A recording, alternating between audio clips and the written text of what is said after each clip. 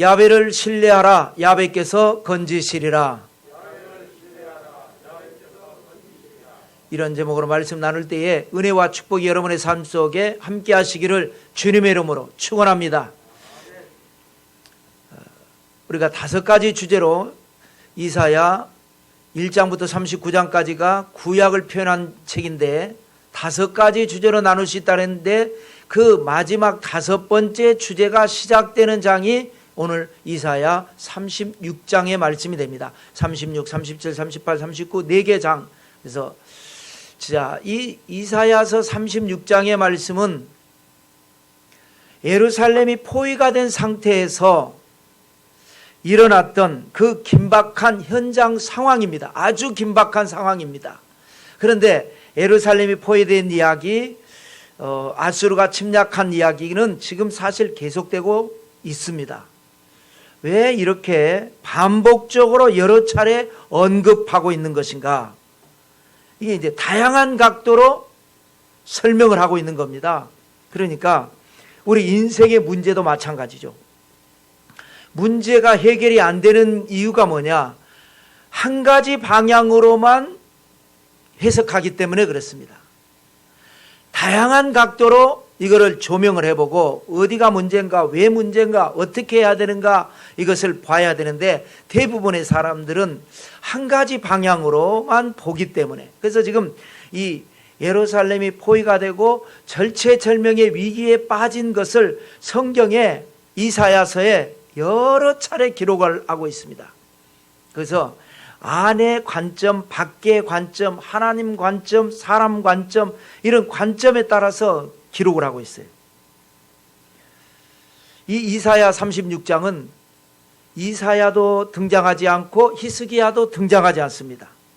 22절까지에 있는 말씀인데 거의 대부분이 아수르 군대의 대표인 랍사게라고 하는 사람의 말입니다. 말.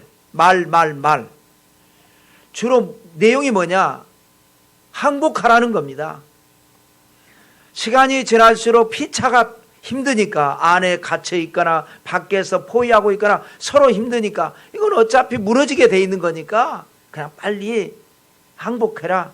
이 내용을 구구절절히 기록을 하고 있습니다. 왜? 여러분 성경인데 하나님의 말씀 성경에 히스기야의 말을 기록한 것도 아니고 선지자 이사야의 말을 기록한 것도 아니고 저게 그 장황한 말을 성경의 한 장에 걸쳐서 22절에 걸쳐서 거의 이렇게까지 기록한 이유가 뭐겠습니까? 이유가 있겠죠. 중요하기 때문에 그러겠죠. 자, 여러분 이 인생의 문제가 터졌을 때에 세상이나 혹은 세상의 사람들의 말이 우리에게 들려옵니다. 이거를 우리가 어떻게 이해할 것인가가 중요합니다. 어떻게 받아들일 것인가. 또 그 받아들이는 것에 따라서 나는 어떤 반응을 보일 것이며 나는 어떻게 말을 할 것인가. 이것도 아주 중요한 거가 되겠죠. 우리가 이 세상에 살면서 세상은 끊임없이 우리에게 메시지를 주고 있습니다. 혹은 꼭 말로만이 아니라 어떤 신호로 또 어떤 상황으로 끊임없이 세상은 우리에게 메시지를 주고 있다. 그 메시지는 대체적으로 보면 부정적인 메시지입니다. 힘들다, 어렵다, 그러므로 포기해라. 이런 메시지를 우리는 받고 있습니다. 세상으로부터. 그럴 때 나는 이 메시지를 어떻게 받아들일 것인가, 어떻게 이해할 것인가. 그래서 나는 어떤 마음을 가질 것이며 어떤 말을 할 것이며 어떤 행동을 하고 살 것인가. 이것이 이제 우리가 세상을 이기느냐 지느냐 이거를 이제 결정이 되는 겁니다. 그래서 오늘 랍사게의 말이 아주 중요하다 하면서 먼저 1절을 한번 이해를 돕기 위해서 읽겠습니다. 히스기야 왕 14년에 아수르 왕 사네립이 올라와서 유다의 모든 견고한 성을 쳐서 취하니라. 그래 쳐서 취했어요. 이미 함락이 돼버린 겁니다. 북쪽에서부터 넘어오는 거죠. 이렇게 쭉 넘어와서 아람도 멸망시켰고 북왕도 멸망시켰고 그러고 난 다음에 남왕국을 멸망을 시키는데 다 초토화되는데 예루살렘만 천혜의 요새이기 때문에 함락이 안 되니까 포위시키고 일부 군대를 포위시키고 황제 사내립은 그래서 이 포위 군대에 없습니다. 계속해서 밑으로 내려가면서 초토화시키고 있는 겁니다. 그래서 대부분이 지금 이미 무너졌고 예루살렘만 남아있고, 그래서 예루살렘을 포위하고 있는 사람 중에서는 황제 사내립은 없고 랍사게가 대표적으로 있는 이 상황입니다. 그래서 세 가지로 말씀을 정리하는데요. 첫째는 랍사게의 말입니다. 아주 말은 그럴듯한데 망령된 말이라고 할 수 있는 5가지로 정리를 해볼 수가 있습니다. 먼저 우리가 랍사게가 누군가를 알아야 되는데요. 대부분 이제 군대를 에워싼 이 군대에서 말을 하니까 아마 아수르 군대의 총사령관이지 않겠는가라고 생각을 하는데 그렇지 않습니다. 랍사게라고 하는 말의 뜻이, 이 단어의 뜻이 술 맡은 관원장이라는 뜻입니다. 그러니까 사람 이름이 아니죠. 관직 이름이 되는 겁니다. 왕의 술을 맡은 관원장이라는 것은 왕의 비서실장과 같은 사람이 되는 겁니다. 이 전쟁터에 왜 왕실에 있는 사람이 여기에서 있는가? 이 사람은 히브리어가 능통한 사람이에요. 아수르 사람은 아람어를 쓰는데 계속 히브리어로 이 말을 전부 다 히브리어로 합니다. 그러니까 히브리어로 하지 말아달라고 부탁할 정도입니다. 왜? 계속 협박을 하고 위협을 하니까 백성들이 막 두려워 떠니까 우리가 아람어 알아들으니까 당신네들 말 아람어로 하시고 히브리어로 하지 마세요 라고 말할 정도로 아주 능통한 히브리어를 구사하고, 또 그 사람이 말하는 내용을 보니까 야훼 하나님에 대해서도 잘 알고 하나님의 어떤 섭리에 대해서도 잘 알고 그 굉장히 성경에 해박한 사람입니다. 그래서 이 랍사게는 아수르 사람이 아니라 항복한 사람, 우리 일제강점기에 친일파, 한국 사람이면서 일본 편에 붙어가지고 우리 한국을 괴롭혔던 그런 사람이 되는 겁니다. 자, 5가지 이 그럴듯하면서 망령된 말이, 첫째는 뭐냐? 애굽을 믿지 말라는 거예요. 4절, 5절, 6절인데 점점 친 거는 줄였다는 말입니다. 너무 길어서 읽어보겠습니다. 랍사게가 그들에게 이르되 이제 히스기야에게 말하라. 대왕 아수르 왕이 이같이 말씀하시기를 내가 이제 누구를 믿고 나를 반역하느냐? 보라, 내가 애굽을 믿는도다. 그것은 상한 갈대 지팡이와 같은 것이라. 사람이 그것을 의지하면 손이 찔리리니. 랍사게가 히스기야에게 말을 하면 돼. 자기 말을 하는 게 아니라 대왕 아수르 왕이 이렇게 말씀을 하셨다. 그래서 이제 전달하는 거예요. 전달하는데 5절에 사내립의 말이 내용이 뭐냐? 내가 누구를 믿고 나를 반역하느냐 이거예요. 응? 왜 항복 안 하느냐 이거예요. 뭘 믿고 항복 안 하느냐? 아하, 6절에 보니까 애굽을 믿고 항복 안 하는구나. 애굽은 상한 갈대 지팡이와 같다. 애굽을 의지하면 같이 힘들어진다. 자, 왜 그럴듯하다라고 제가 말씀드렸냐면 하나님도 이런 똑같은 말씀을 하셨어요. 그러니까 하나님이 하신 말씀, 이사야 선지자가 전하는 말을 다 이 사람들, 이 친아수르파 사람들을 통해서 다 들어가고 있는 거예요. 정보가 알고 있는 거예요. 듣고 있는 거예요. 우리가 공부한 바가 있죠. 이사야 30장 공부할 때에 하나님, 이사야 선지자를 통해서 하나님께서 이렇게 말씀하신 바가 있습니다. 너희가 바로의 세력이 너희의 수치가 될 것이며 애굽의 그늘의 피함이 너희의 수욕이 될 것이다 라고 하나님이 하신 말씀을 그대로 인용해서 너희가 애굽을 믿고 항복 안 하느냐? 라고 하는데, 그러므로 항복해라. 그러니까 이건 뭐예요? 지적은 맞지만 결론은 틀린 겁니다. 애굽을 믿는 지적은 맞아요. 그 하나님이 하신 말씀 뭐예요? 너희가 애굽을 믿지 마라. 하나님을 믿으라. 이런 말씀을 이 사람들은 이걸 이렇게 들어서 하나님이 너희가에게 말한 것처럼 애굽을 믿지 마라. 그러므로 항복해라. 여러분, 세상은 언제나 이렇습니다. 세상의 말을 들어보면 그럴듯합니다. 그러나 결론은 언제나 틀립니다. 세상은 언제나 세속적이고 인본주의적으로 결론을 내지만 하나님의 뜻은 뭐냐? 우리는 신본주의, 하나님의 뜻을 따라 결정을 해야 되는데 이치적으로 보면 맞는 것 같지만 결론은 언제나 틀리다라는 것. 두 번째 랍사게의 말은 뭐냐? 너희 자신도 믿지 마라, 이런 말입니다. 8절을 읽어볼까요? 그러므로 이제 청하노니 내 주 아수르 왕과 내기하라. 내가 내게 말 2,000필을 주어도 너는 그 탈자를 능히 내지 못하리라. 기를 탁 죽이는 말입니다. 이 심리전입니다. 자, 전쟁을 할 때에 우리가 바둑이나 장기를 둘 때 실력 차이가 나면 어떡합니까? 접어주고 둔다라는 말을 하죠. 장기를 잘 두는 사람은 차포 떼고 대결을 합니다. 또 바둑 같은 경우는 떼는 게 아니라 상대방으로 하여금 9점을 놔주든지 몇 점을 더 놓고 그런 상태에서 하죠. 불리한 조건에서. 지금 아수르와 남한국 유다가 전력 차이가 많이 나니까 말 2,000필을 주겠다라는 거예요. 그리고 싸워도 우리는 말 2,000필이 있어도 그만이고 없어도 그만이고 얼마나 말이 많은지. 그런데 너희는 말을 줘도 그 말탈 기마병조차가 없는 그런 상태인데 뭘 버티냐? 빨리 항복하지, 이 얘기입니다. 너희 스스로의 힘도 없다. 애굽도 의지할 수 없고 너희 스스로도 의지할 것 없다.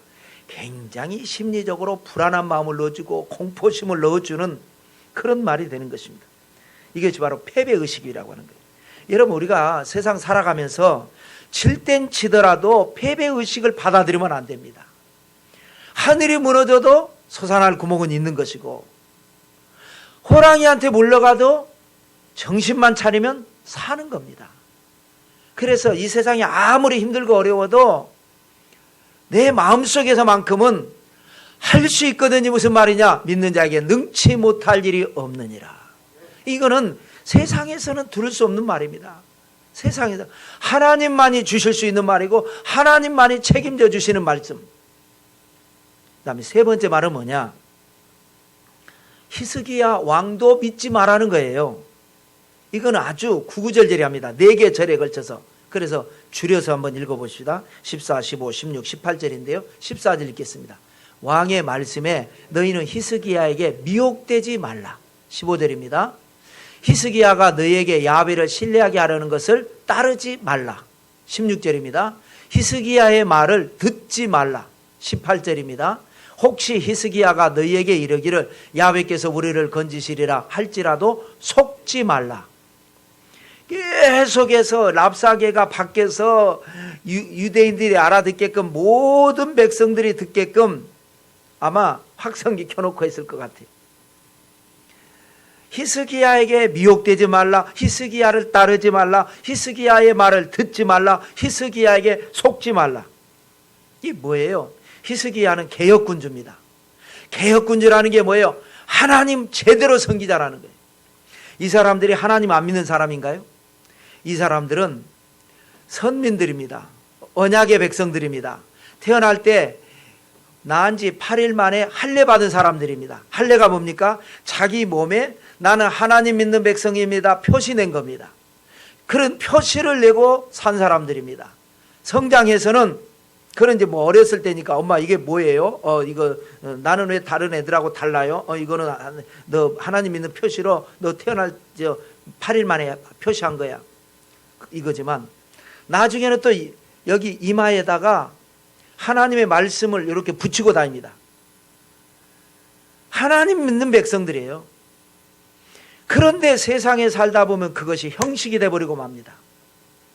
그러려고 그런 것이 아니라 살다 보면 여러분 운전 처음에 할 때 어떻게 해요? 정신 바짝 차리고 백미러 또 사이드미러 탁 보고 이 두 손으로 합니다. 네, 능숙해지면 어떻게 해요? 한 손으로 이렇게 돌리고 이렇게 돌리고 이렇게 여유가 있게 되죠. 예수님 처음 믿을 때는 정말 모든 것이 천사로 보이고 은혜 받고는 막 하나님의 은혜고 믿다 보면 에이 그거 그렇지 뭐 이렇게 되는 경우가 있단 말이에요. 그래서 신앙이라는 것은 끊임없이 개혁을 해야 됩니다. 그래서 히스기야가 개혁한 게 뭐예요? 지금과 같은 방식으로 믿지 말고 업그레이드 해라. 개혁을 해라. 개혁은 뭐라 그랬죠? 껍질을 바꾸는 거예요. 껍질을 바꿔라. 이렇게 히스기야가 말을 했기 때문에 그렇게 말을 한 히스기야의 말을 듣지 말라는 거예요. 여러분, 사탄이 가장 싫어하는 것이 개혁입니다. 사탄이 가장 좋아하는 게 뭐냐? 살던 대로 사는 거. 적당히 믿는 거. 믿지 말라는 말 안 합니다. 적당히 믿는 거. 그런데 우리의 신앙은 어떤 신앙이 돼야 되느냐? 그러면 안 되죠. 끊임없이 나를 쳐서 복종시키는 신앙. 일일신 우일신 매일같이 변화되는 신앙. 여러분, 오리가요 물가에 있으면요 물 가만히 있는 것 같죠? 절대 가만히 있지 않습니다. 물 속을 들여다보면 이 발로 계속 이러고 움직이고 있습니다. 우리가 세상에서 생명력 있는 삶을 살려면 내 안에 끊임없이 변화되고 개혁해야 됩니다.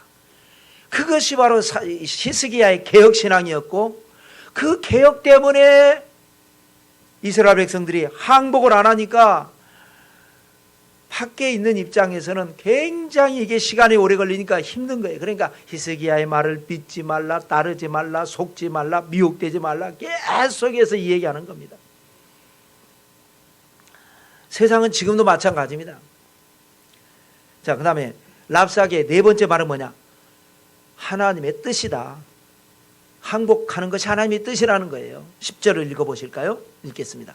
내가 이제 올라와서 이 땅을 멸하는 것이 야훼의 뜻이 없음이겠느냐? 야훼께서 내게 이르시기를 올라가 그 땅을 쳐서 멸하라 하셨느니라 하니라. 내가 온 것이 하나님의 뜻으로 왔고, 하나님께서 나에게 명령하시기를 이 땅을 쳐서 멸하라고 하셨다. 그러니 여러분, 하나님을 이렇게까지 인용을 한 것은요, 이 사람이 이 히브리 사람이라는 랍사게가 그런 증거가 되는 거죠. 왜냐하면 히스기야가 개혁을 했지 않습니까? 그동안 약 30-40년 동안 느슨해졌던 신앙, 안 믿는 건 아니지만 믿지만 느슨해졌던 신앙, 해이해졌던 신앙을 그야말로 확 뒤집은 것이 히스기야의 개혁이었습니다. 그 개혁을 안 받아들인다 그러면 사람들은 내가 잘못한 게 뭐 있어 이러겠지만, 개혁을 받아들인 사람들의 마음은 어떤 마음이에요? 맞아, 우리가 잘못 믿었어, 지금까지 잘못한 거야, 이런 마음을 갖고 있지 않겠어요? 그러니까 개혁을 한 거죠. 개혁을 따른 거죠. 우리가 잘못 믿었어. 그러니 하나님께서 저 랍사게의 말이 맞을 것 같아, 우리에게 벌을 주는 것 같아, 그동안 잘못 믿은 것에 대한 벌을 주는 것 같아, 이렇게 받아들일 수가 있는 겁니다. 그러니 항복하는 것도 하나님의 뜻인가? 지금 이제 헷갈리는 겁니다. 그거를 지금 유혹하는, 우리가 너희들을 공격하는 것도 하나님의 뜻으로 왔고, 그러므로 너희가 항복하는 것이 하나님의 뜻이다. 어려움을 당할 때는요, 그래서 이 사기꾼들에게 당할 때, 야, 그때 내가 쉬었던가 봐, 이렇게 말을 하는 게 뭐냐? 옆에 사람들이 볼 때는 왜 바보 같은 짓을 했어? 왜 도장 찍어줬어? 아, 왜 돈을 줘? 그렇게 하는데, 당한 입장에서는 그때 뭔가 확 쉬어가지고 그 말이 맞는 것 같아요. 이렇게 되는 겁니다. 하나님의 뜻이다라는 거예요. 다섯 번째 랍사게의 말은 뭐냐? 너희가 항복하면 좋은 걸 얻을 것이다 라고 하는 겁니다. 과연 좋은 것일까요? 두 가지 좋은 걸 제시하는데, 하나는 먹을 양식입니다. 16절입니다. 읽겠습니다. 너희는 내게 항복하고 내게로 나아오라. 그리하면 너희가 각각 자기의 포도와 자기의 무화과를 먹을 것이며 각각 자기의 우물물을 마실 것이다.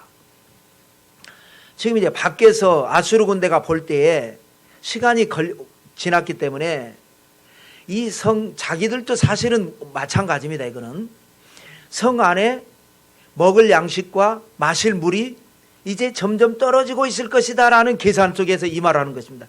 그러므로 힘들지. 그러니까 빨리 항복해. 항복하면 먹을 수 있고 마실 수 있어. 이 말을 하는 겁니다. 그런데 사실은 그렇지 않습니다. 히스기야가 개혁을 하면서 자기가 왕자 시절에 아버지가 아하스가 끌어들인 아수르 군대 때문에 북왕국이 멸망하는 것을 보았습니다.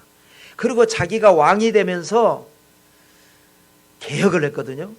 그러는 사이에 아수르는 이제 여러 가지 문제로 인해서 한동안 침략을 못하고 있는 사이에 히스기야는 개혁을 하면서 미리 준비를 다 해놓은 겁니다.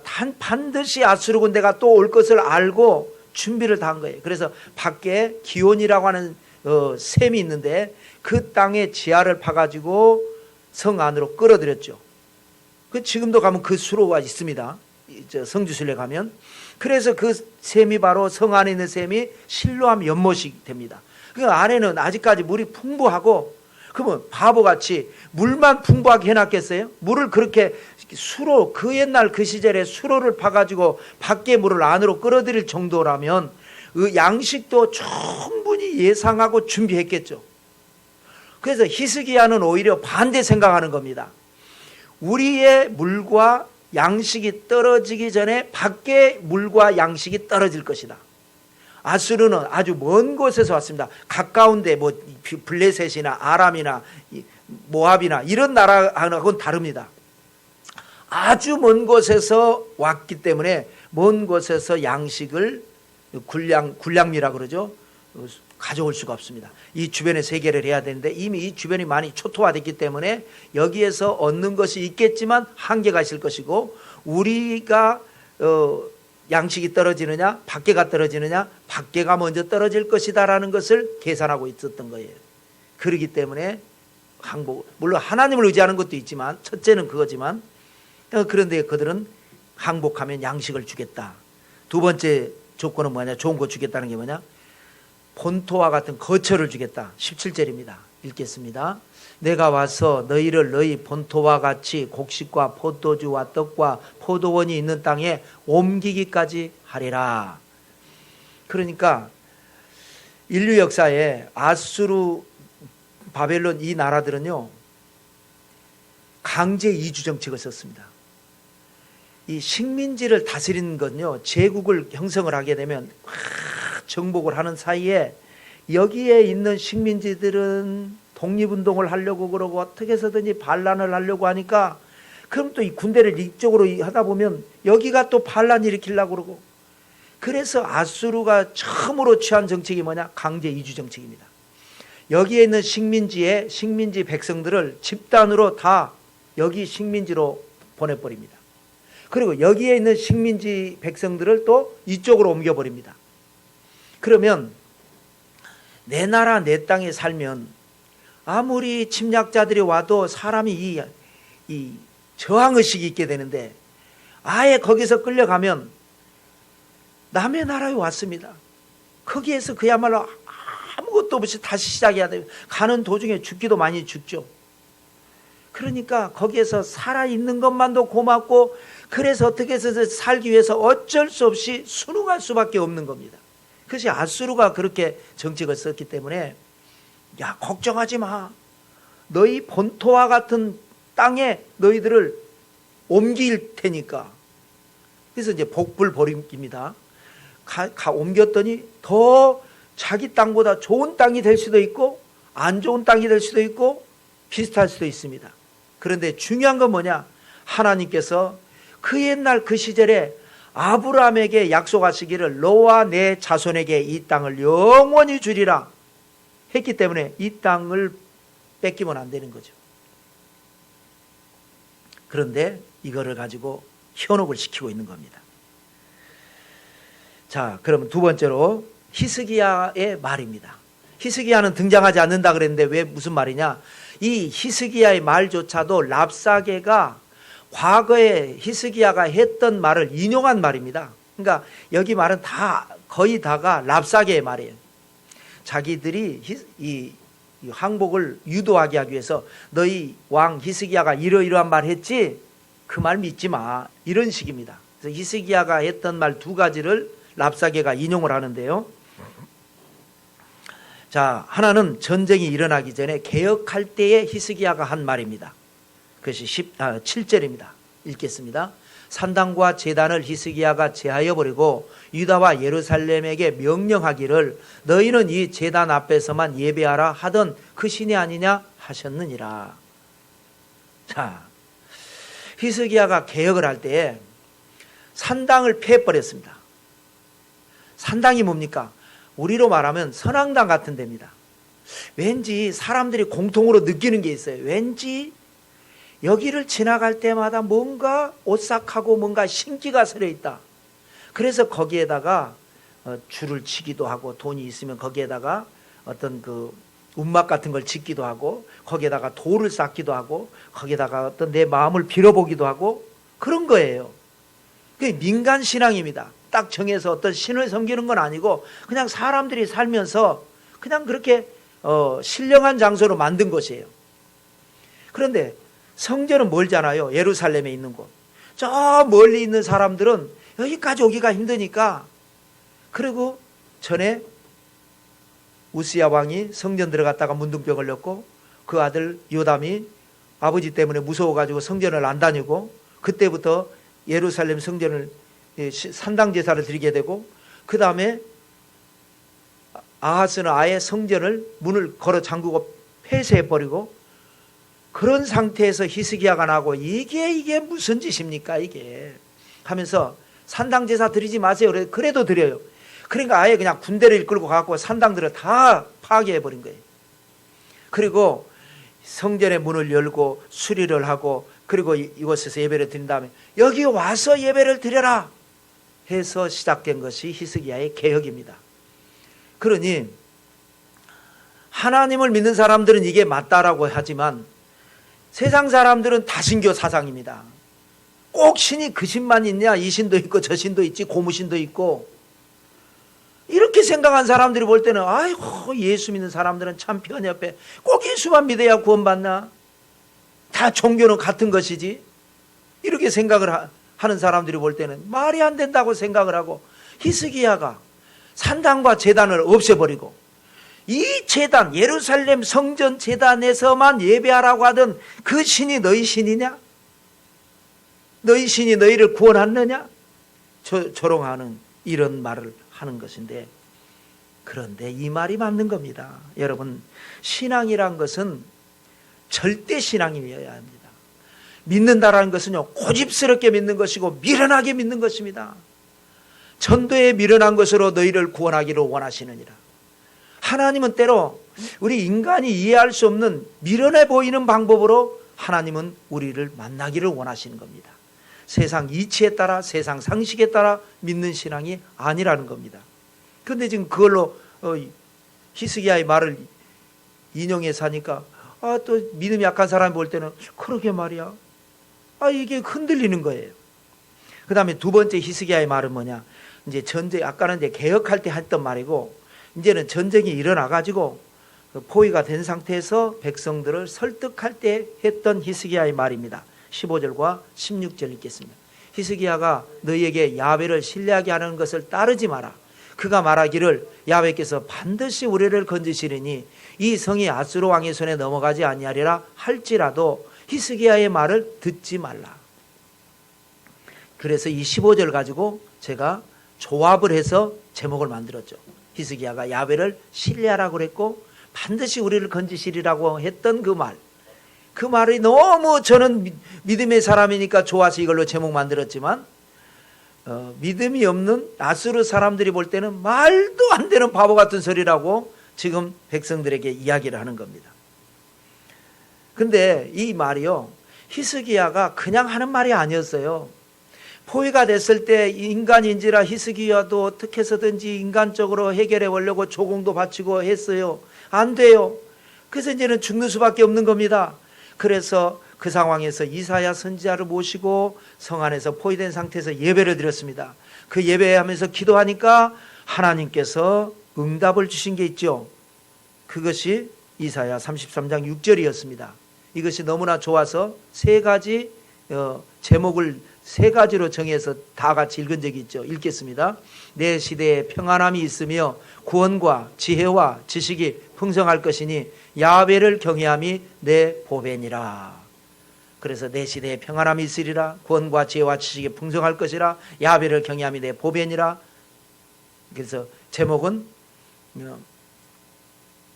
야훼께 감사함이 내 보배니라로 바꿔서 감사절 설교를 했었던 적이 있습니다. 그래서 내 시대에 평안함이 있으리라, 이 말이 뭐라 그랬죠? 내 시대에 안 망한다. 이 응답을 받은 히스기야가 아수르가 아무리 우리에게 뭐라고 해도 절대 항복하지 말고, 절대 낙심하지 말고, 흔들리지도 말고 하나님을 신뢰하라, 이렇게 히스기야가 했던 것입니다. 그렇습니다, 여러분. 하나님께 기도하고 난 다음에 중요한 건 뭐냐? 믿음입니다. 성경이 뭐라고 그랬습니까? 믿고 구한 것은 받은 줄로 믿으라. 그러니까 기도하기 전에 뭘로 기도해야 돼요? 믿음으로 기도해야 돼요. 그 기도했으면 어떻게 해요? 믿음으로 이제는 나가야 돼요. 우리가 기도할 때 믿음으로 기도하지 않는 경우도 있어요. 근데 대부분 이제 믿음으로 기도합니다. 우리 예수 믿는 사람은. 세상 사람들은 믿음으로 기도하지 않는 거예요. 그냥 막연하게 기도하는 거고, 우리 예수 믿는 사람들은 믿음으로 기도해요. 여기까지는 맞는 것 같아요, 대부분. 근데 그 다음에 기도한 다음에 믿음이 없는 경우가 많아요. 믿고 구한 것은 믿은 줄로, 받은 줄로 믿으라. 믿음으로 기도하고 기도했으면 믿어야 되는 거예요. 그런데 이거는 믿는 성도를 할지라도 이거는 안 되는 경우가 있어요. 기도해놓고 나서 의심해요. 기도해놓고 나서 낙심해요. 이러지 말라는 거예요. 기도해서 분명하게 응답이 왔잖아요. 내 시대에 평안함이 있으리라. 그랬으니까 절대 안 망한다. 절대 우리는 지지 않는다. 그러므로 아무것도 염려하지 말고 낙심하지 말고 포기하지 말자. 이렇게 히스기야가 말을 했는데 그 말을 꼬투리 잡아서 상식적으로 말이 되냐? 상식적으로 말이 안 되는 말이에요. 그건 영적인 말일 뿐이지. 그러니까 그 히스기야의 말을 해가지고 말이 안 되는 소리다. 히스기야의 말은 너희들 그냥 어떻게 해서든지 그냥 달래보는 말인데, 그러다가 더 큰 화가 닥치니까 빨리 항복해라. 이렇게 지금 설득하고 있는 상황이 되는 것입니다. 그런데 평소에 개혁신앙으로 무장된 히스기야였기 때문에 이런 설득이 가능했고요. 평소에 개혁신앙으로 은혜받은 성도들이었기 때문에 이런 설득이 통했던 겁니다. 여러분, 우리가 세상을 이기는 힘이요, 이겁니다. 주의 종은 하나님의 말씀으로 설득을 하고, 성도는 하나님의 말씀으로 설득을 받아들이고, 그럴 때 교회가 하나 되고, 하나 될 때 교회는 가정도 세상도 가화만사성이라고, 하나 될 때에 세상을 이기고 마귀를 이기고 문제를 이기고 기적을 체험하는 겁니다. 주의종이 설득을 해도 글쎄 그런가, 안 되면 어떡하지 의심하고 안 받아들이면 이거 되지 않는 겁니다. 마귀가 역사하는 겁니다. 자, 그럼 세 번째, 백성들의 반응을 보십시다. 밖에서는 우르렁거리는 사자가 항복하면은 살려주고 안 그러면 다 죽어, 지금 이러고 있고, 안에서는 지금은 말을 안 해요. 전에 했던 말은 하나님이 반드시 건지실 거니까 포기하지 말자, 이런 상황에서 백성들의 반응 21절을 읽어보겠습니다. 그러나 그들이 잠잠하여 한 말도 대답하지 아니하였으니 이는 왕이 그들에게 명령하여 대답하지 말라 하였음이었더라. 여러분, 인간적으로 사람들마다 다르잖아요. 수없이 많은 사람들이잖아요. 물론 모든 백성들이 성루에서 저하고 대하지는 않습니다. 그런데 사람이라는 게 다 통하는 거예요. 누군가는 다 통하는 거예요. 그 중에서 믿음 좋은 사람은 무슨 소리야, 쓸데없는 소리야, 들을 것도 없어, 이런 사람도 있겠지만, 믿음 심약한 사람들은 야, 이러다가 다 죽으면 어떡하냐, 그래서 차라리 항복해서 내 자식들이라도 살려야 되지 않을까, 이런 사람도 있을 수 있어요. 그래서 밖으로 내통을 해가지고 몇 날, 몇 월, 며칠, 몇 시에 밤 시간에 성의 문을 열 테니까 그때 들어오십시오. 그 대신에 명단 여기 있습니다. 이 사람들은 제발 좀 살려주십시오. 이럴 수도 있지 않겠습니까? 그런데 세상에 한 사람도 그동안 개혁신앙으로 얼마나 은혜를 받고 얼마나 성령이 충만한지 한 사람도 한 말도 대답조차도 하지 않고 끄떡하지 않고 기도만 하고 있는 겁니다. 그러니까 하나님이 어떻게 역사하셨어요? 아내는 아내대로 밖에 아수르 사람들의 이 협박에 의해서 할까 말까, 항복할까 말까, 분열이냐 일치냐 가지고 왔다 갔다 하고 있었고, 밖에는 밖에대로 몰랐지만 알고 보니까 사내립이 여기 올 때에 세자 책봉을 잘못하는 바람에 잘못했는지 잘한 건지는 알 수 없지만 불만을 품은 세력들이 지금 안에 있는 건데, 안에서 똘똘 뭉쳐버리고 반응을 안 보이니까 밖에서 반란이 일어나가지고 아수르 군대 18만 5천 명이 죽고 승리하지 않습니까? 이게 여러분 중요합니다. 내가 믿음으로 끝까지 버티면 마귀는 주저앉는 겁니다. 내가 믿는다 하면서도 에이 모르겠다고 타협해버리면 마귀는 강하게 일어나서 우리 영혼을 도적질하고 죽이고 멸망시키는 겁니다. 그래서 여러분, 우리는 하나님을 신뢰하는 믿음으로 무장해야 됩니다.